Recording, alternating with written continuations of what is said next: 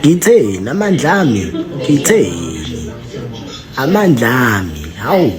Kwenzeka ntoni bethunani khanikani ithethe? Hey, hayi zange ndabhideka ngo-season 3 wezingane zesithembu. Into nayo siyabukela ke, siyafane senze ezo videos kodwa hayi sana kugqwetheka sana kuninzi okwenzekayo between into kaMpumelelo noAmahle noTirelo. Molweni yini ndinamkela kuMamgobhozi TV. Njengoba nibabona ke apha sana uTirelo noAmahle babheke eMpumalanga ne-siblings ke.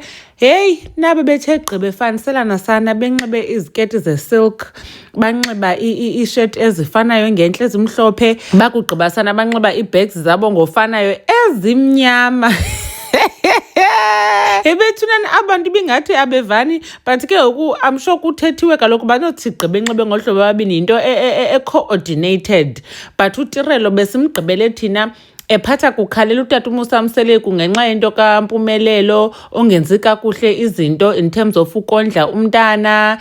uMpumelelo akafuna ubhatala ne-multivitamins, sava ba wane-stress wasela ubutywala ngejug. Hey, yaserious indaba yejug. Utata uMusa Mseleku une-stress uba uzawushiya izinto zakhe abantu bazisele ngejug zotywala. So ke ngoku nanku uMpumelelo apha ke sana kunye nesithembu sakhe sana uAmahle, as far as we know, selotyoliwe kaloku apha because le episode idlala after uAmahle selotyoliwe. Sayazi on the other hand uba uTirelo une-issue yento yoba ngoku uMpumelelo eqale walobola uAmahle kodwa yena kudala epha, but ngokutyana bekuthiwa kwawuthathwa i-virgin kulotyolo yona before uVuyokazi zangabonakalise ngathi ba heyi engathi rongo loo nto leyo. Kwakumnandi kuye le nto ke isenza sicinga uba yayiyiplan yakhe noMpumelelo to get rid of Vuyokazi. So wacinga uba fanele uba ke ngoku after imkile i-virgin okanye ingakhange ibe khona kaloo virgin emkile uVuyokazi then yena uza kwenziwa u-first wife, kanti uMpumelelo hayi sana akekho loyal to nobody. Nibonile ke nani kule video ndifake apha ekuqaleni sana ebifakwe nguMpumelelo ku-Instagram sana enechamba